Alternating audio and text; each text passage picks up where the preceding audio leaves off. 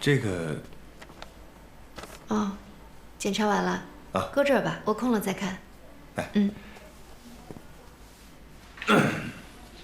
姐还好？好。姐夫呢？听说退休了。他们俩身体还好吗？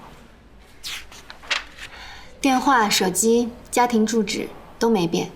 如果你要真的关心他们，就自己打电话问。要是没有别的事儿，我就先忙了。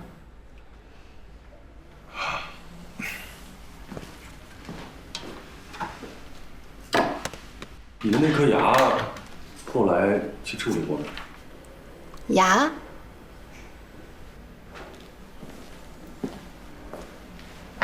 上下左右共8颗恒牙，从前往后，你的1个前磨牙和2颗磨牙都有龋齿。离婚之前，我都给你补好。你怕疼？从照片上看，你的那颗智齿并不影响你的生活，所以我就没动它。现在只剩下1颗需要做根管治疗，右上倒数第2颗，做到一半，咱们俩就分了。还疼吗？疼，一上火就疼。之前我还找小徐看过。男小徐，女小徐啊？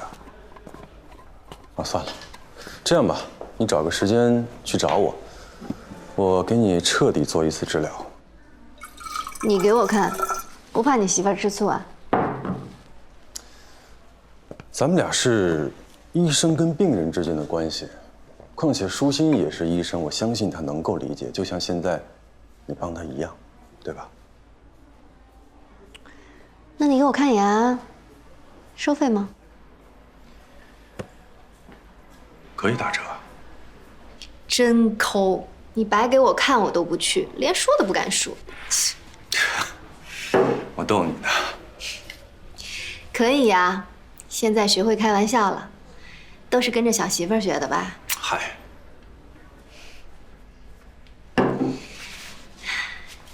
你这100年都不变的穿着，要是再能换一换，你肯定比现在显得年轻。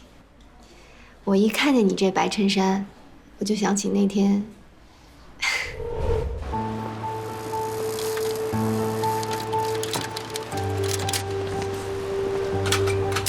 就是1206。混蛋，还真在这儿啊！哎，我还是陪你上去吧，万一他打你怎么办？在这儿待着吧。不是很危险的。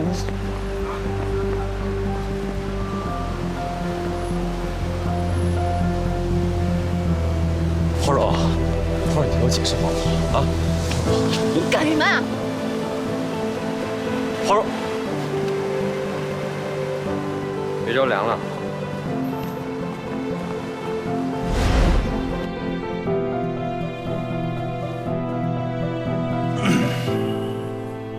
咱们俩能不能不这么尴尬呀？尴尬什么呀？这事儿都翻篇了。是，翻篇了。其实习惯这种东西啊，不好改。就像你现在一样，还是喜欢往水里加山楂片。我记得这是姐夫教你的，他特别喜欢山楂片。只要身边的人都劝这么喝，现在退休了，没人督促你，你反而倒养成习惯了，挺好的。我姐夫早就不泡山楂片了。自打他退休以来啊，这个饮食习惯就有很大的改变。别这么看着我，我就是渴了拿个巧克力。那个一会儿吃食堂啊，炸酱面怎么样？啊，我去食堂等你，你们忙你们聊。陈大夫，关门吗？不用吧？啊。郭靖倒是没怎么变，他还老样子，就是话多。一样能装。心里早就想见我走了，还得装大度。你信不信我多留5分钟，他还会回来？哎，我刚跑了一趟食堂，这个炸酱面没了，拉面行不行？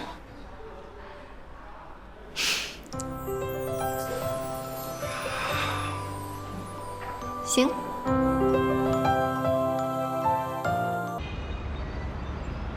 总而言之就是说，这个花钱呢也不是个事儿啊。凡是能够花钱解决得了的事儿，那都不是个事儿。试管婴儿的钱我出，反正我都已经想通了，万一有一天被他姐一气啊，心脏病突发死了，我攒那么多钱有什么用呢？是吧？黄蓉，你是嘴怎么了？我牙疼。这有蛀牙，小时候不好好刷牙。啊，忠言逆耳，良药苦口。你看，甜的东西好吃，但是它坏牙。如果说实在是疼的受不了了，拿点花椒往里面塞一塞，塞紧一点，忍一忍。我马上就说完了啊，说哪儿了呢？干嘛去？找花椒。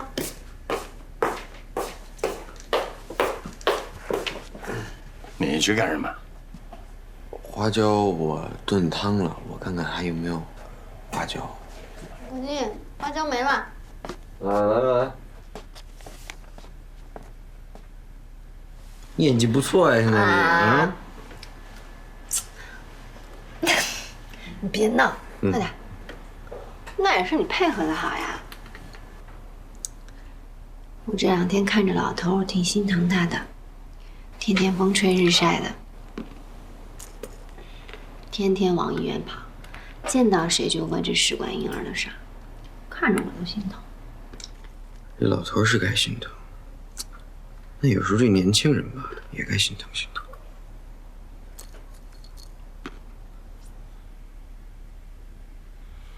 不是你色眯眯的看着我干嘛呀？顾姐，我一定会给你生个孩子。不是你说什么？有点突然。我觉得快了。什么快了？我觉得我快想通了。哎，你知道吗？前2天我去产科找你，我在那楼道里，我听见那小孩的哭声。哎呦喂，第一次听见那小孩的哭声怎么那么好听呀？你说我是不是快想通了？我跟你说，不急，咱们一点都不急，咱们真的情绪到位了，对吧？水得渠成了，咱们还年轻啊，咱们可以等。啊，要么就不生，要么就生俩。要是你爸愿意带，咱们就生仨。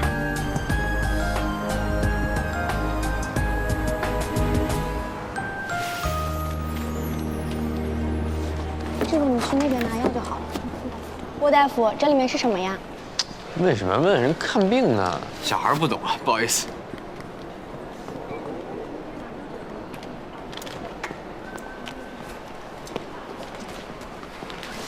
哎，陈大夫，送饭啊？啊，他喜欢喝我煲的粥，习惯了，天天喝。好丈夫。你这是要寄快递啊？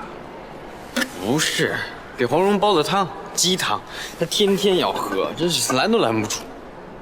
哎，要不要给你媳妇来点？光喝粥不行吧？太油了，油我都品了。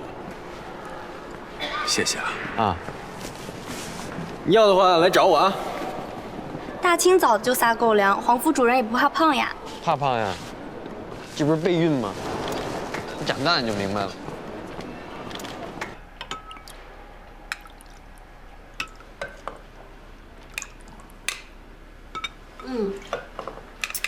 好喝。这陈峰啊是没白来，每天好吃好喝的，开心。我告诉你啊，今天老母鸡，明天就老母鸭，过2天我值夜班，实在没空，咱就简单什么煮点海鲜什么就得了。到时候如果你乐意啊，咱们再烤肉吧，在这儿，好不好？买那种炭啊，都是无烟的，医务科来了也不会说什么。主任，舒心怀孕了，您看看。我专项啊，我看看。这怀孕啊，就像等车，早也等，晚也等，他就是不来。我还以为我跟你就只能步行了呢，这路都选好了，这就来了。我也以为我们要不上了。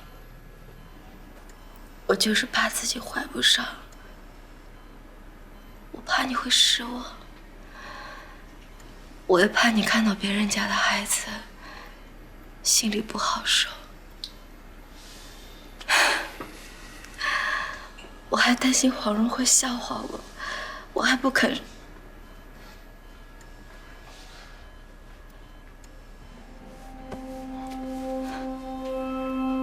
药啊！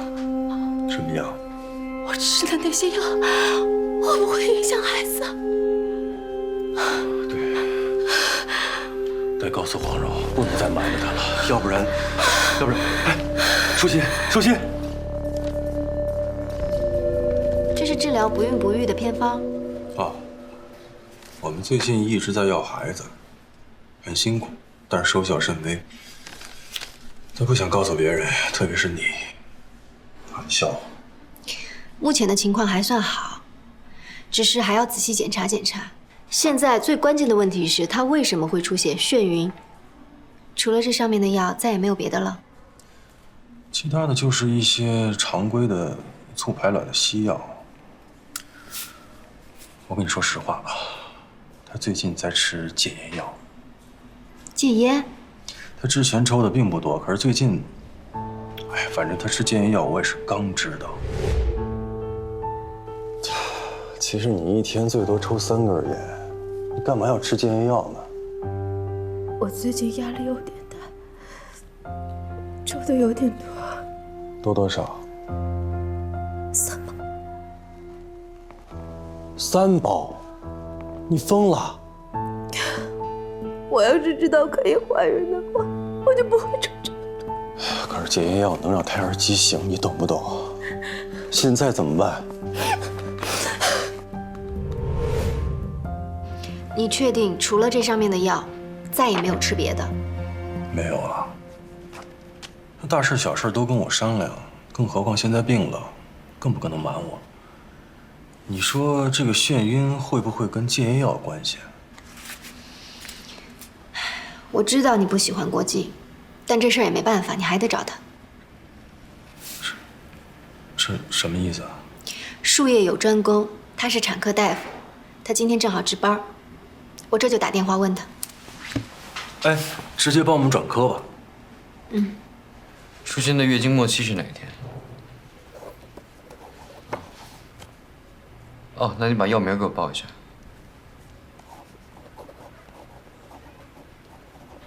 哦，好，我知道了。他什么时候转过来？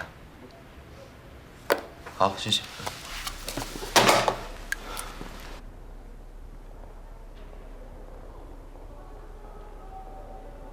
加班了。好嘞。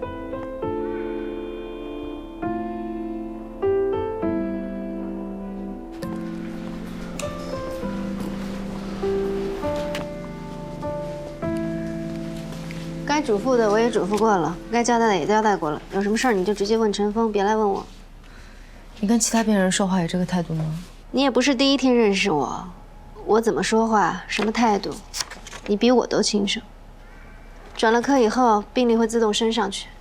我这为病人着想的态度，你觉得是好还是坏？行啊，你倒是不冷不热的，温度正好啊。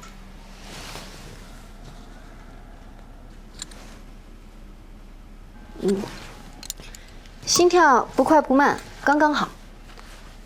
就是刚才近距离看的时候，皮肤有点松弛了。你要是去了产科，心里觉得还是不平衡，你可以去告我，就说我不冷不热，影响了和病人友善的交流。你打算这辈子都这么跟我说话吗？咱俩没有这辈子，该看病看病。不是我勾引的陈峰。你到底想说什么？黄蓉，你是不是到现在还以为是我把你老公从床上给抢走了？啊？你是不是以为你老公抱着你的照片上了老虎灯、辣椒水，他都不肯背叛你？我非给他下药，他才肯给你戴绿帽子啊？是，我是做了不光彩的事情，但是你和陈峰之间要是一点问题都没有的话，他这腿往哪儿踢呀？怎么现在变成我一个人的错了？黄蓉，你听好了。我从来都没有想过要勾引你的老公，我没有，这件事情不是我主动的，你听懂了吗？你什么意思？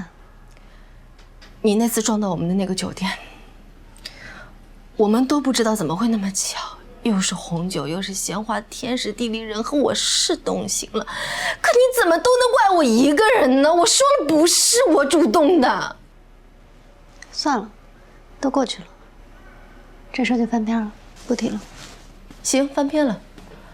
但作为朋友，我再跟你多说一句，你觉得我为什么非得要个孩子？孩子是婚姻的纽带，它可以拴得住婚姻。你跟陈峰当时要是当了父母，你们这婚还离得了？跟郭靖结婚这么久了，我真不知道你在等什么。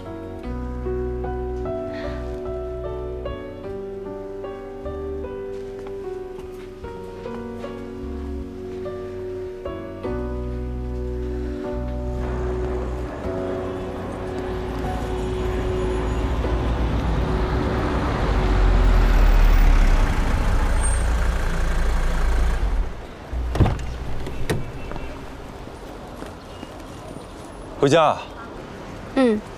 我送你吧。不用了，我打车呢。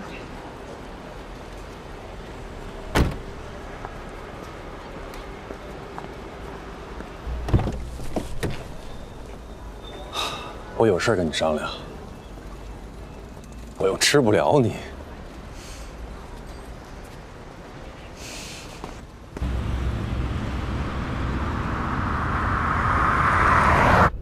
你跟舒心都聊什么了？没什么呀。事情都过去这么久了，就算是医疗纠纷，双方也能心平气和的解决，更何况是你们呢？当初我跟舒心，不管是谁主动，错都在我。这个错我担。磊磊落落，挺好。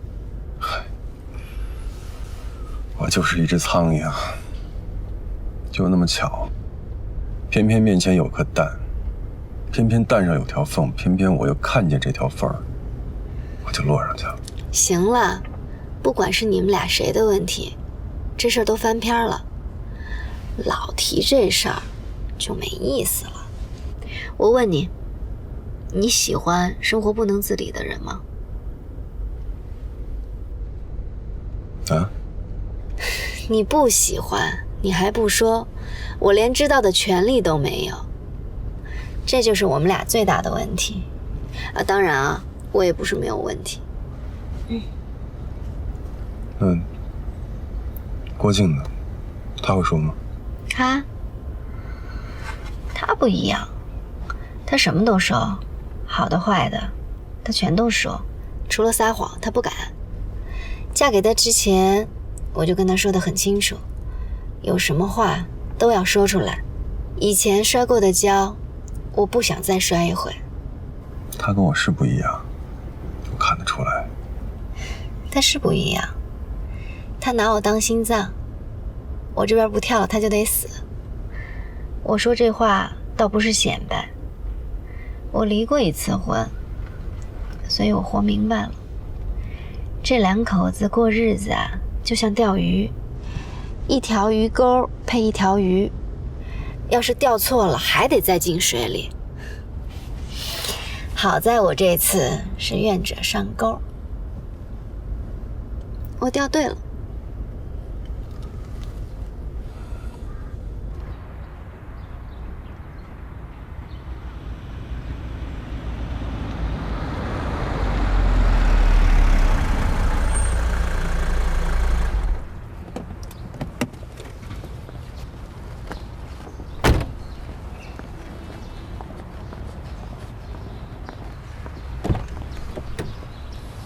谢谢。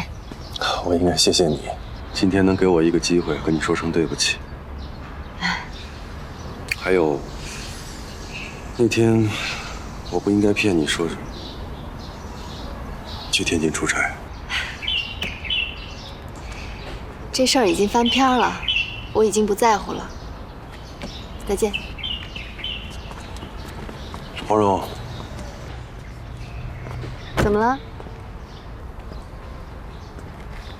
有件事情，我一直想问你。什么事儿？当初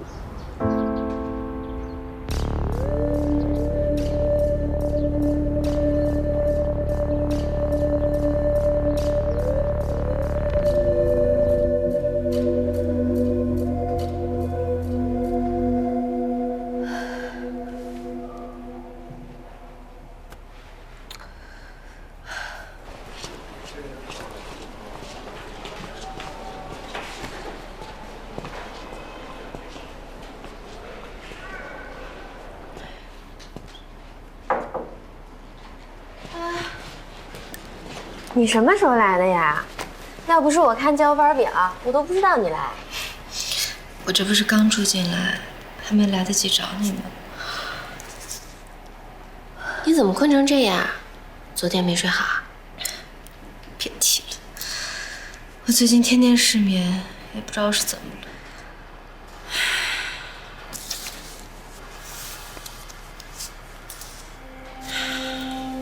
你怎么了？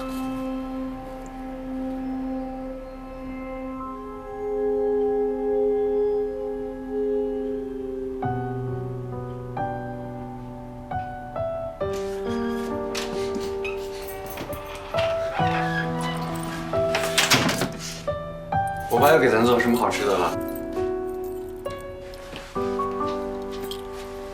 我不是跟你说了吗？你别等我，自己先吃，对吧？我要是下班晚了怎么办呀？怎么了？菜全糊了。我爸的手艺不应该啊。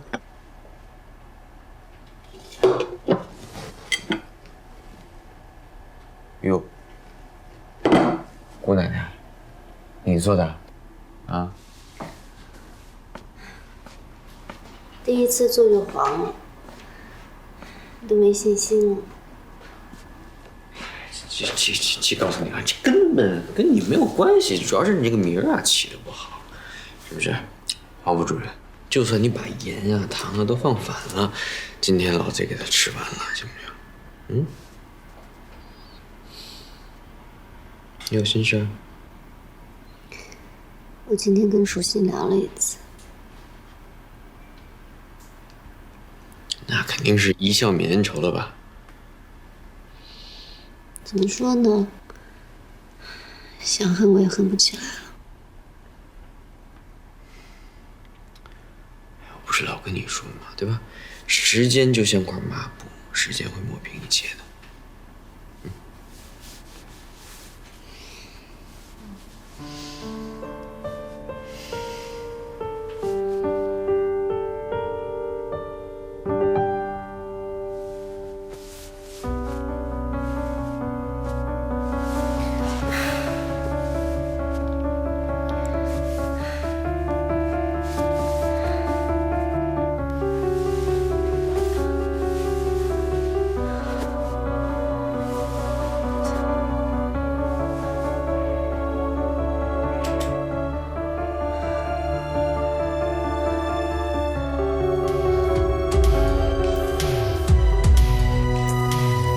下来了，下来了。不是怎么回事？我是不是长风痰了？不会吧？啊？没有啊，你多久没得荨麻疹了？那我吃什么过敏了？我告诉你啊，过敏不可怕，我最怕的是什么呀？最怕你跟舒心一言不合吵起来，俩人再干一仗。你说俩女人打架多可怕呀！我至于吗？我，行不行？急诊科女大夫情绪失控，大战情敌，先住院患者。我跟你说啊，这种八卦我保证天一亮大家都知道了。冷锅冷灶有什么好吵的呀？又不是当初油锅见了火。你要是给我把刀，我能把陈峰那孙子给剁了。你这么说，我也觉得凉飕飕的。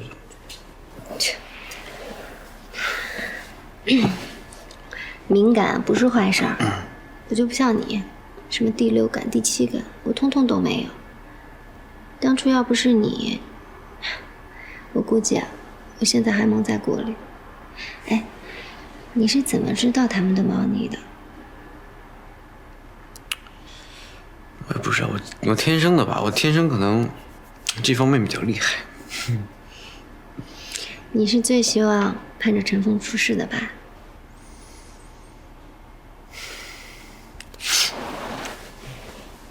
我跟你说，天底下只有我是最希望陈峰对你好的，你知道为什么吗？因为我爱你，他是我爱的人的老公，就是因为他是你老公，所以我才能发现这些事情，你明白我的意思吗？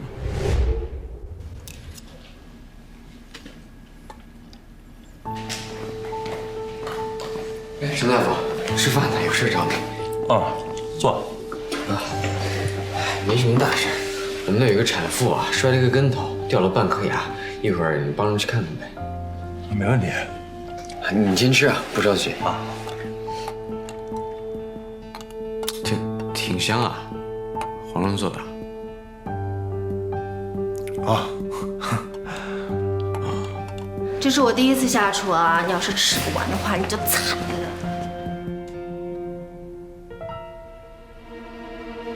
我吃完饭过去找你。我知道那个东西。我不能捕风捉影，我也不会给他造谣，我更不能让你这个小家就这么崩了。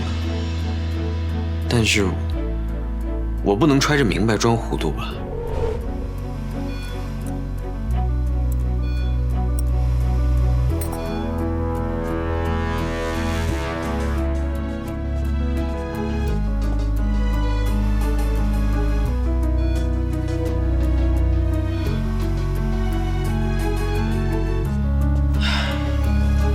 其实我特别怕碰见他们，我每次碰见他们，我知道的就越多，我知道的越多，恐怕这纸就包不住火了。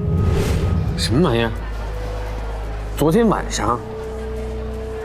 你再说一次，快发给我看看。哎。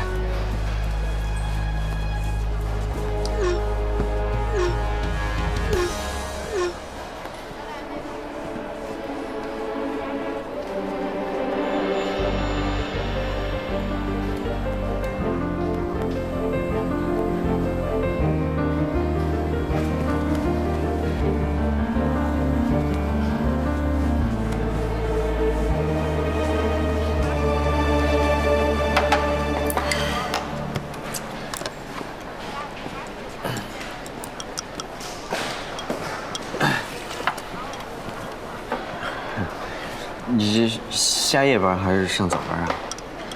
你别不理我，你说咱们又是同学又是同事的，说两句话怎么了？你小气。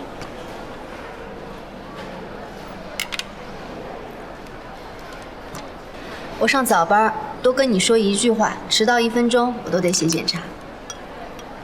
上早班怎么不在家吃啊？陈峰不在家，我随便早饭对付一口得了。他是不是一夜没回家？他去哪儿了？你知道吗？天津会诊。不是，这跟你有什么关系啊？走了。他没去天津。花若，花若，你听我解释好不好啊？花若，你干什么啊？花若，别着凉了。没事吧？看不出来啊。不是你别生气，你这时候更得冷静，万一是个误会呢？你日后不好收场啊。你没事吧你？还有什么日后呀？我一进去地下1避孕套，我对橡胶过敏，还有什么日后呀？走吧。在这种时候，我就更得把真相告诉你了。我不能让全世界都知道这件事情，而你还蒙在鼓里。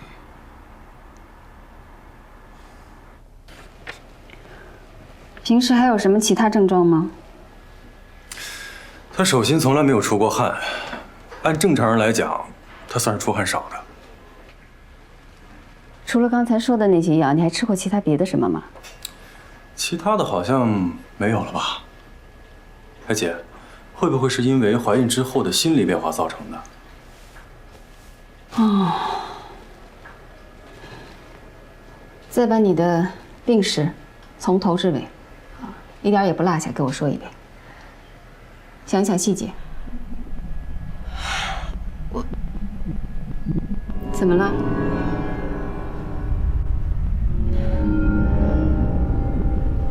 我怎么有些看不清了？看得清吗？再看。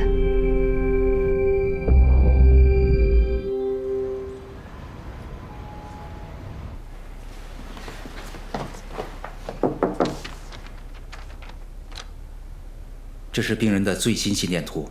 从心电图上来看呢，病人的心脏是正常的。很多焦虑症患者发作都要到心内科看急诊，虽然症状看着严重，但是检查结果都没什么大碍。病人的主诉方面也没有什么问题。那咱们就先观察观察看，好吧？谢谢姐。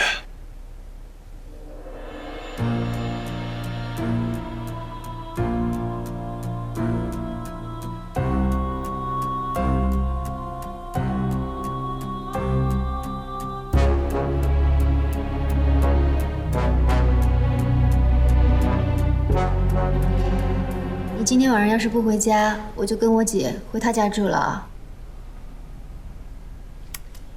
跟你说话呢，想什么呢？你觉没觉得舒心的皮肤比以前糙了好多啊？哟，看得够仔细的。不是，这时间就像一把小锉子，再娇嫩的皮肤也经不住这来回的锉，这正常。你觉得有可能是焦虑症吗？你想说什么？他说他压力大，为了解压要抽很多的烟，一天至少3包烟。可他是个护士，你觉得有可能吗？他是口腔科的护士，他问诊的时候离病人特别近。他如果一天抽那么多烟，他身上的烟味，病人会受不了的。我听别的同事说，陈峰他们诊所生意还挺好的，每天人满为患。你说这么大的工作量，就算病人不介意，他哪找那么多时间抽那么多烟？对呀，那他为什么要撒谎？不知道。他那么想要一个孩子，就吃了一点戒烟药，量又那么少，所以他现在情绪那么的悲观。这如果换了是我，有1/1000的可能，我也要争取的。除非他吃的不是戒烟药。那是什么呀？哎，你想到什么了？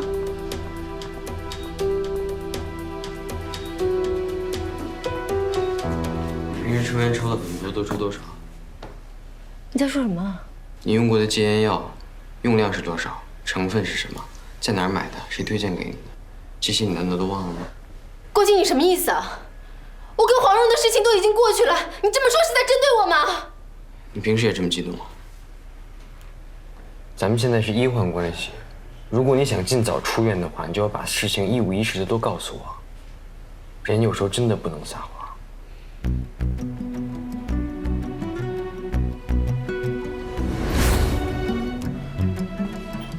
他说他大量抽烟是为了解压，但他并不知道抽烟并不能解压。那他的压力是什么呢？是怀一个孩子？是不可能的，事情并没有这么简单。看下面。你怎么了？别提了，我天天失眠，也不知道怎么回事。最近有事儿啊？那又要考执业医师，诊所的事儿又一大堆，家里还有装修，所有的事都赶一块儿了。你一个护士，你考执业医师干什么呀？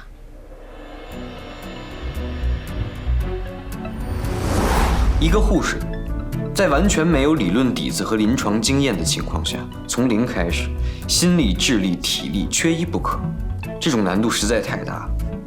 舒心还是陈峰口腔诊所的老板娘，杂事缠身，她的注意力很难持续而高效地集中。在这种情况下，抽烟根本不足以解决问题，除非是药物。我们先来假设，在某种情况下，经人介绍，舒心用特殊渠道购买和服用过这种药物，以此来让自己高效的而不知疲倦的工作。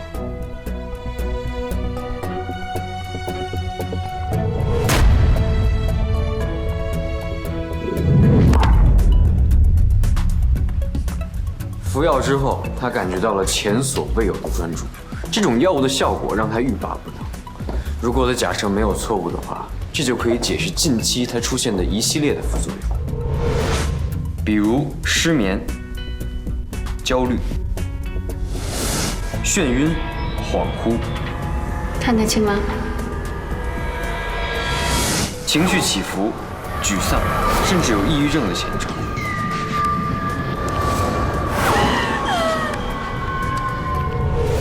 单纯的戒烟药，单纯的戒断反应，都不会让舒心出现这么多的症状。这一系列不良反应的症状，倘若一一对应，舒心所吃的就是最近新闻频频曝光，甚至很多家长给高考前的孩子都会购买的聪明药。你好，您的快递。是我的。谢谢啊。传说中的聪明药并不会让人变得聪明，而是治疗相关疾病的中枢神经兴奋剂，是治疗儿童注意力缺陷的神经类药物。服用之后可造成兴奋过度，引起嗜睡、心慌、心跳加快、失眠、恍惚等副作用，严重的会影响中枢神经，甚至狂躁、幻觉和崩溃。因为管制，舒心只能用非正规方式购买，药理复杂，渠道混乱，这么多纷乱的因素卷在一起，险些害了他。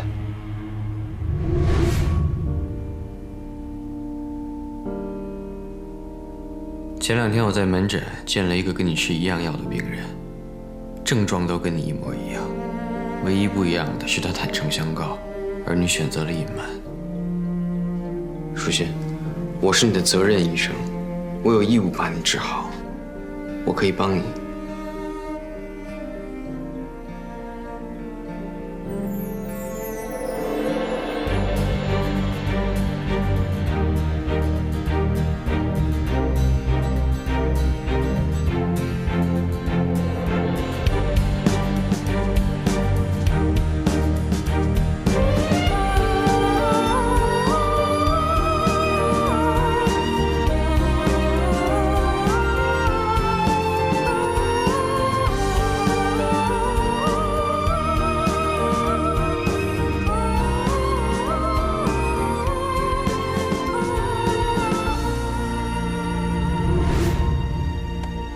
你坐。再来。你说人为什么要撒谎？撒什么谎？人人都撒谎，人人都有秘密。是啊，你见过没撒过谎的人吗？你见过没有秘密的人？我就没有，我能把所有的事情都放在桌面上谈。你能吗？我能啊。反正我最讨厌别人骗我。没人骗你，你说你那么聪明，就算陈峰这么小心的人，不也被你发现了？放心啊，根本就没人骗你。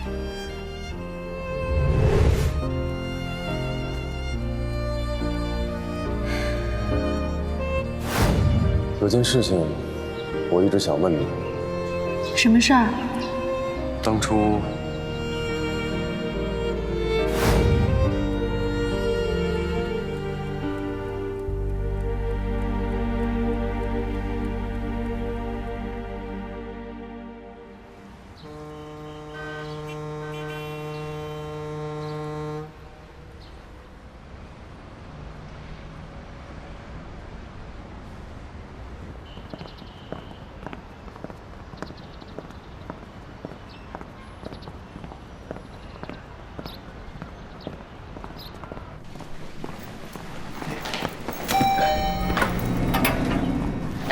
大夫，刚下夜班啊？啊，最近夜班比较多。你来那么早啊？我调住院部了，今天上班第1天。哦，妇科。哦，那挺好的，轮班还多呢。哎，黄大夫最近怎么样？挺好的吧？黄蓉啊？啊，挺好的。他最近没出血吧？出什么血啊？住院总医师，3个人里头一定一个，根据他们的业务和口碑以及敬业程度。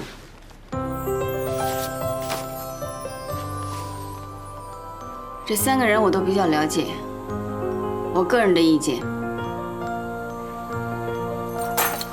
快来吃饭。我虽然第1次给你做饭，做得不怎么好，也算是个进步吧。坐着吃吧。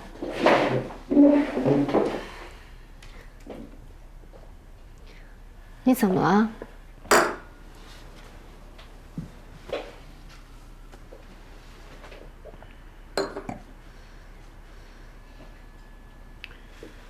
我有事想问你。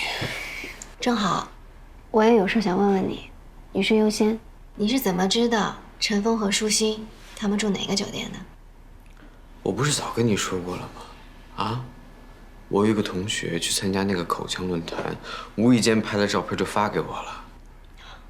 同学无意间，姓名、电话、医院科室，咱们的同学圈就那么小，你跟我说说是谁，我打电话问问他。我就是觉得奇怪，你说舒心她一个护士，她怎么知道医生的论坛？是她安排的，提前策划好的，是吗？不是她，那是谁？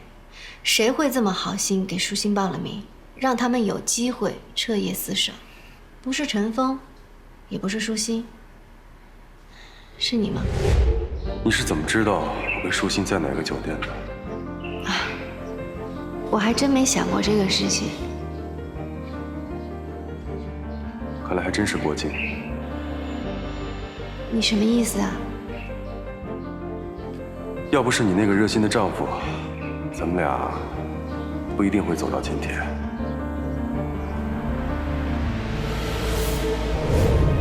你是产科大夫，你怎么会第一时间知道他们在口腔论坛？你别跟我瞎扯什么同学无意之间拍到的，你一直都在关注这件事情，对不对？我查过你们科室的值班表，出事那天晚上，你和曾黎都没有夜班，你们两个凑在一起干什么去了？我们是那天早上你带我去酒店，你问都没有问过前台，你怎么就提前知道他们住在哪个房间？你是提前打过电话去酒店，还是提前就预感他们两个会出事儿？你到底听谁说了什么？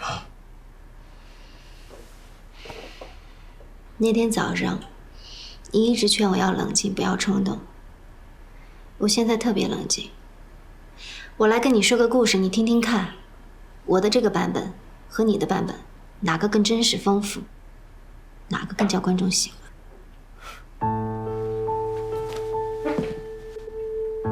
你从非洲回来，就一直开始关注陈峰和舒心的行踪，因为你们在同一个医院工作，所以你很容易拿到他们的值班表。别闹，早点睡吧。挂了，挂了。医生跟护士可不可以固定搭配？可以固定搭着，熟了就都搭着呗，科室自己定的。咋了？你要搭谁？你有没有办法让陈峰跟舒心一直搭配在一起？你开始密切地关注他们两个的行踪，想要找出他们两个出轨的证据。来，我帮你。哦，谢谢。谢谢。不客气。叫你失望的是，虽然陈峰和舒心看起来暧昧，但他们的互动都是同事之间正常的接触。你曾经跟我说过，你亲眼看见陈峰和舒心他们在车里抱在一起，零距离的窃窃私语。毕竟他们两个在车里聊了很久，你很快就把这件事情散播了出去。这种花长着腿，很快，整个医院都传遍了，什么版本都有。流言蜚语，就像长了一双手，他推着陈峰和舒心继续往前走。口腔科里的陈峰和舒心两人在停车场车里头，这是你们不知道啊？都让人给拍下来了。真的吗？这还不算，你和曾黎还挖了个坑，设了个局，考验的局，让陈峰和舒心暧昧的情愫得到最大程度的发展。敢不敢打赌，马上就要出事？出什么事儿？说说。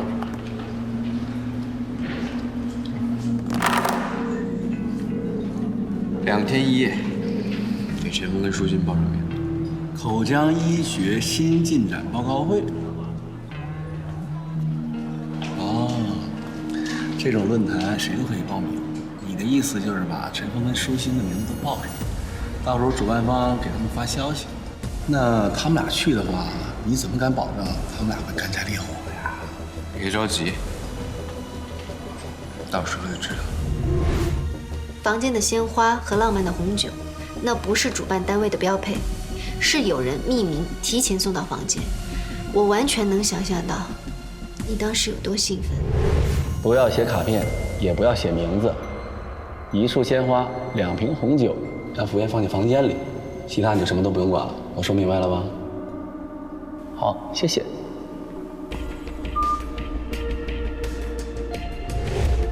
花和酒都是催化剂，我不能说没有这些东西，陈峰和舒心就不会出事。虽然过程一波三折，但最终的结果，你还是赢了。爷爷带你去玩太空沙，你说好不好？好。哎，就是啊，然后带着妈妈一块去，好不好啊？好。哎呀呀呀，天儿挺热的，穿这么多，抓紧，脱掉。老寒腿了，不捂着裹着那不行啊。谁说你呀？我说你孙子，天儿挺热的，再捂出痱子怎么办呢？或者把小夹克脱了，那姐你摸一下吧。嗨，你怎么这样？不让摸一下的都。老郭，知道的你这是好心，不知道的以为你这是人贩子抢孩子呢。我们家孙子的冷热，那我知道，你不懂。你看看，驴肝肺全你这模样的。郭靖小的时候，他要这样捂紧了的话，那屁股上全长红疹子，你知道吧？我帮他弄一弄，我帮他弄整理，我脱一下。别，提了一下牛仔裤都不让提了。你好好说话行不行啊？你怎么还上手呢？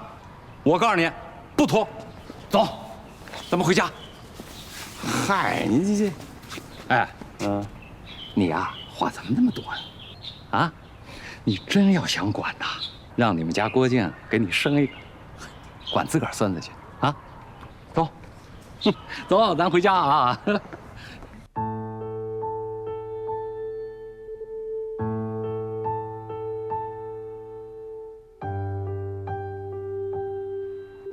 花和酒都是催化剂，我不能说没有这些东西，陈峰和舒心就不会出事。虽然过程一波三折，但最终的结果，你还是赢了。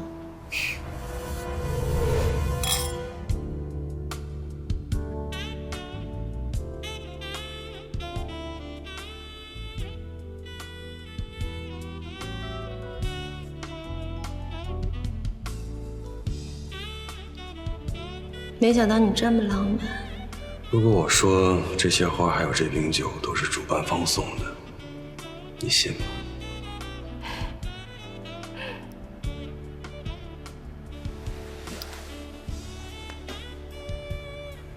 你说我信吗？你信不信？我怎么知道？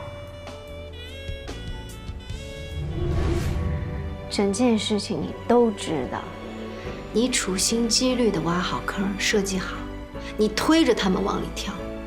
郭靖，我说的这个是真的吗？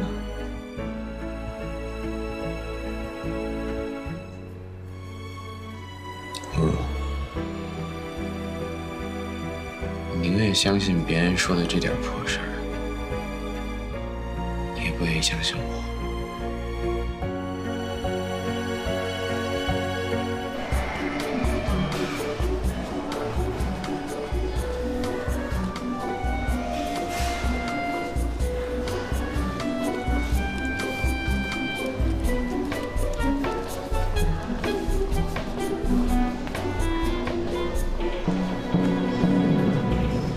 舒心说他不是主动的，就他最不地道。陈峰说他是被勾引的，人人都说自己是清白的，他也不是什么好东西。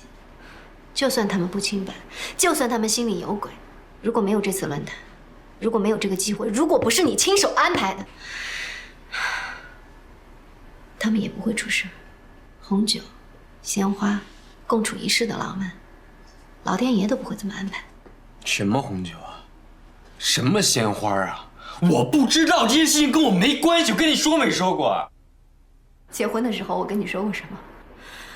我说你怎么样都可以，你就是不能骗我。我什么都不怕，我就怕这个。我骗你什么了？你说你骗我什么了？你要是真仗义，你就应该第一时间提醒我，而不是等第二天无法挽回的时候。而且这个局是你一手策划的。我再说一次，这事跟我没有关系。那是谁？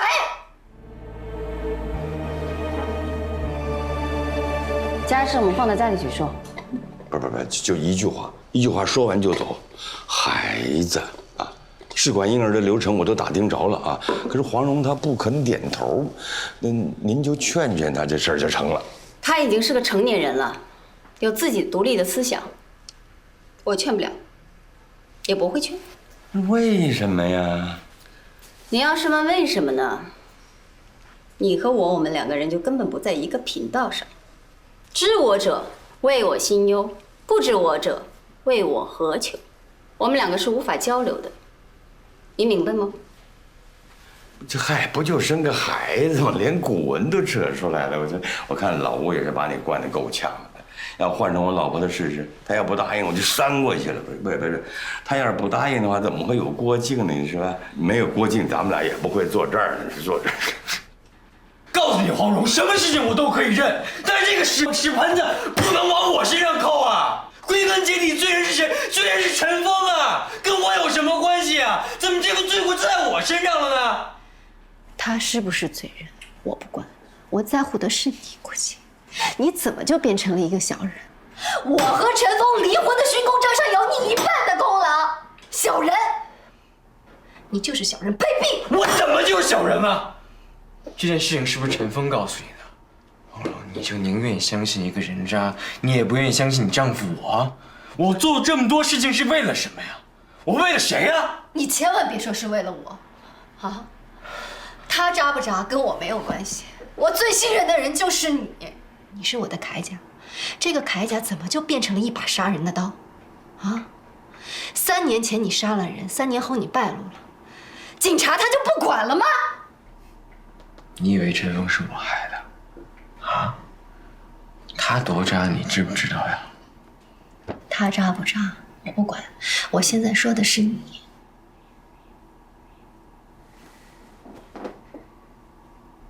孩子我不要了，我不生了，生出来他也是个小骗子，不生。不生就不生！你有考虑过我的感受吗，黄蓉？你为什么要骗我呀？你为什么瞒着我去上了个环儿？他最近没出血吧？出什么血啊？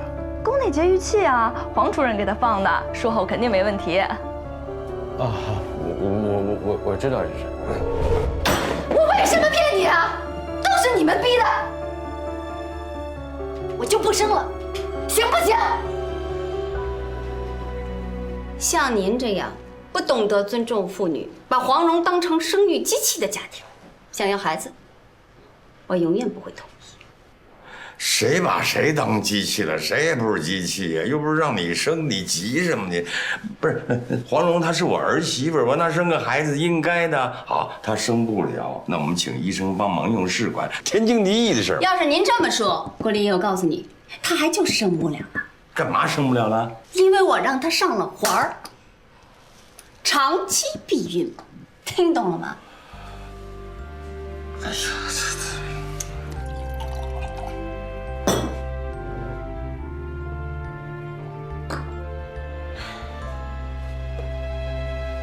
听好了，再说几遍都行。那8匹马可能还在你身上，不是你的问题。怀不上孩子，是我上滑了。你不是一手策划陈峰他们出轨吗？瞒着我，我也瞒着你，你瞒我，我瞒你。你听听，多好笑！我为什么改变决定？我为什么要上环？不是因为我想当重度组组长。也不是因为我想事业不要家庭，是因为我怕你瞒着我，把我的避孕药偷偷换成促排卵的药。别说了。我为什么不说了？你现在心里难受啊？你觉得被人蒙、被人骗的滋味好受吗？你现在知道了，活儿在我身上，我不摘了，孩子我不要了。老头不是逼我吗？你告诉他，不生。不过了。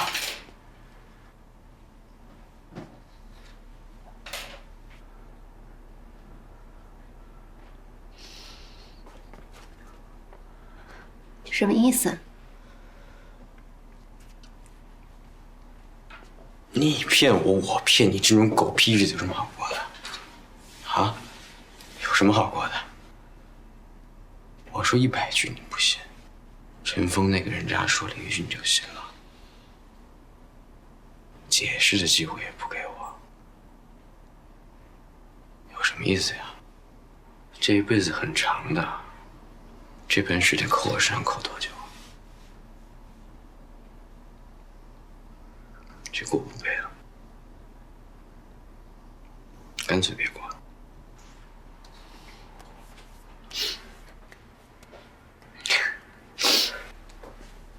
什么意思？你想跟我离？离就离。离？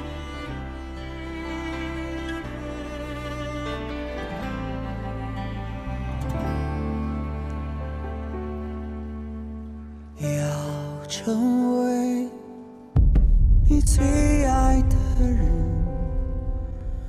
让眼泪不只是点缀，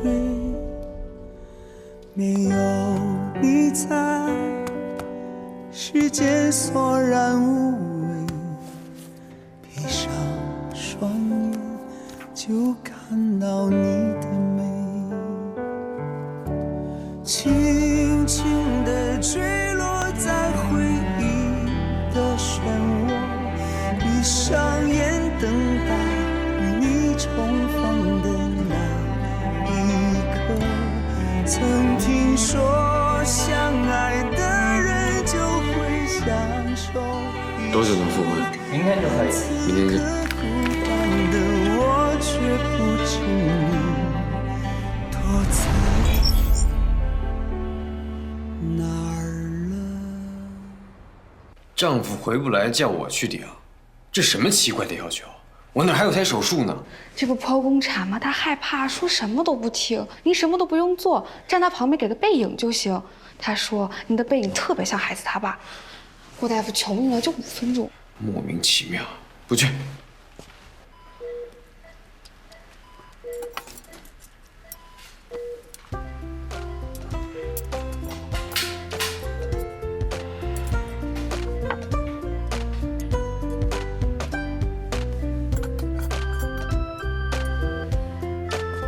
转回去，我不想看到你这脸。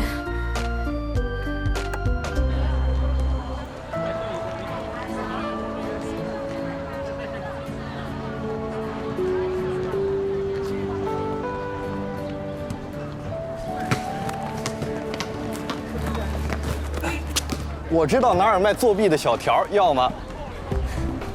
你这算是搭讪吗？内科学最难考。西门外新开一家串吧，你请我喝啤酒，我把小条全部给你。你们现在男生都这么抠啊？喝啤酒还要女生请客？加个微信我请你。我是老师。老师也能加微信呀？我结婚了。我不信。这个点还不去上课，说明你已经学完了，现在正准备实习。知道内科学不好考，说明你也是临床系的。按照医院和学校的双规定，各科室4个月，内外妇儿各转一遍，附属医院最对口。转到产科，找一个叫郭靖的小气大夫，你问问他，怎么样才能把他媳妇儿约出来？还愣着干什么？让开！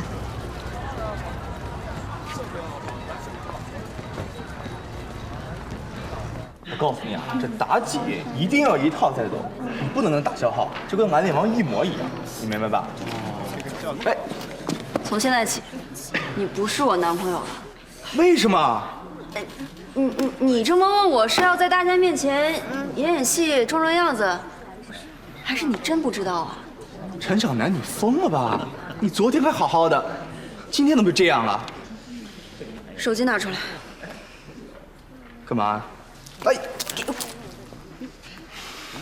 抢人手机，有意思。你看看这张照片，你看看上面的时间，晚上8点40。我问你，这么晚你跑图书馆门口干什么？学习啊。从我认识你到现在，大学整整4年的时间，你从来不爱去图书馆。这么晚你跑过去，你在等谁啊？还有这张食堂，你爸爸是武汉人吧？你妈妈是重庆人，你从小又在湖南长大，一家子无辣不欢。学校后边小吃摊辣椒酱都快让你给挤没了，怎么这次偏偏要吃淡得出奇的杭州菜了？啊，好，我就算你是偶尔尝个新鲜，可是为什么要吃这么多天呀？我怎么不知道你变口味了？是不是坐在对面给你照相这个不露脸的姑娘是浙江人，是吗？不是，你听我说。别编了，你能想象出来的所有谎话和假理，我全给你编过一遍了。那你会说前几张我都在胡思乱想？别急，证据我都给你找好了，来看看这张你在哪儿。我就算你是突发奇想，长这么大没听过相声，如今突然脑子一热就爱上了，你确实是脑子一热呀。你都忘了眼镜片能反光呀，大哥。你看看这张照片，你仔细看看你旁边这位路人甲，你仔细看看他眼镜片里反出来的坐在你对面这个姑娘，是不是麻醉系那个总爱去图书馆、唯一烫了头的杭州姑娘啊？其实我根本就不知道她爱烫头，我是看到了你那些蠢到家的破绽，我就是想看看，到底是个什么样的小妖精把我男朋友给勾走了。你长着一个在宿舍就能理的头发，还偏偏要往美发店跑。来，你看看这张照片，中午12点，这张下午4点了，整整4个小时的时间，除了烫头，你们难道在做病理活检吗？说得好，得亏现在是谈恋爱，省得以后离婚了。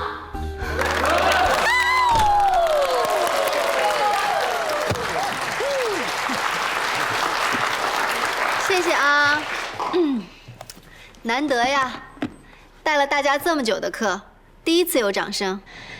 今天是大家最后一堂课了，从下个星期起，你们就正式开始实习了。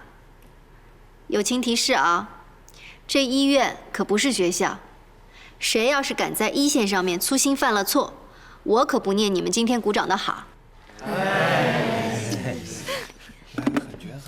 别虚，这学习本来就苦就累，要是都跟谈恋爱一样美好甜蜜，这黄彩云老师就不会回回都点你们的名了。最后一章，今天讲多巴胺。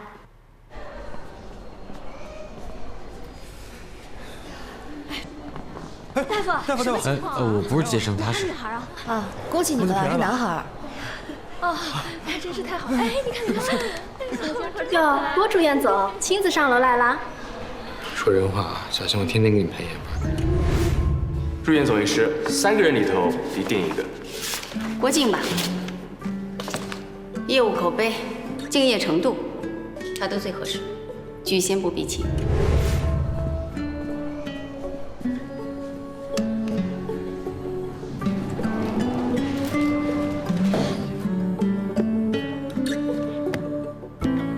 书上的内容呢，就到此为止。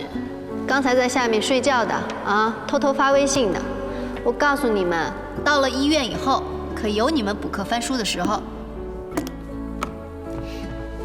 来，我们老规矩啊，10分钟问答，谁有什么想说的，尽管举手。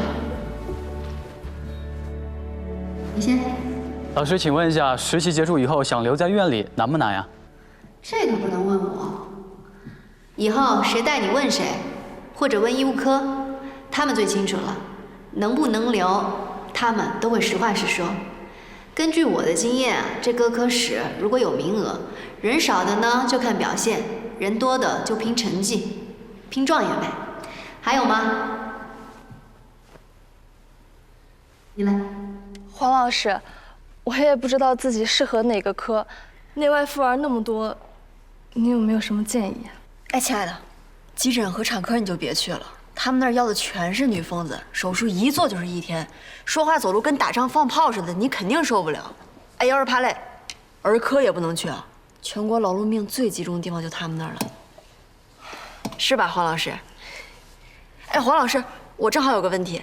你说。他们都说到了医院就单身了，因为根本就没有时间打电话。我想问，是不是真的？你是单身吗？是。坐下吧。咱们医院呀，跟别的医院最大的区别就是，别的医院累，咱们医院比别的医院更累。女的当男的用，男的当牲口用。当然了，想谈恋爱那是你们的自由。哎，友情提示啊，如果你们有朋友怀孕了，记得去产科的时候带上你们的学生证，反正都是同事，人多好办事儿。去产科的时候记着啊，千万不能找一个叫郭靖的郭大夫。他嘴巴大，要是他知道了，圆圆都知道了，可别说是我说的啊。好了，祝大家前程似锦，咱们医院见。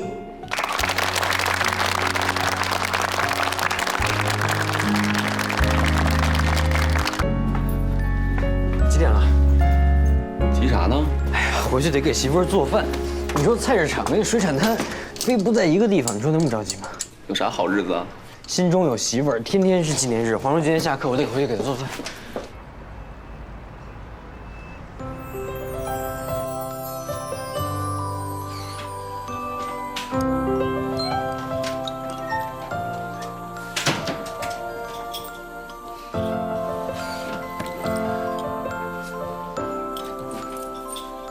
哟，吃饺子呀？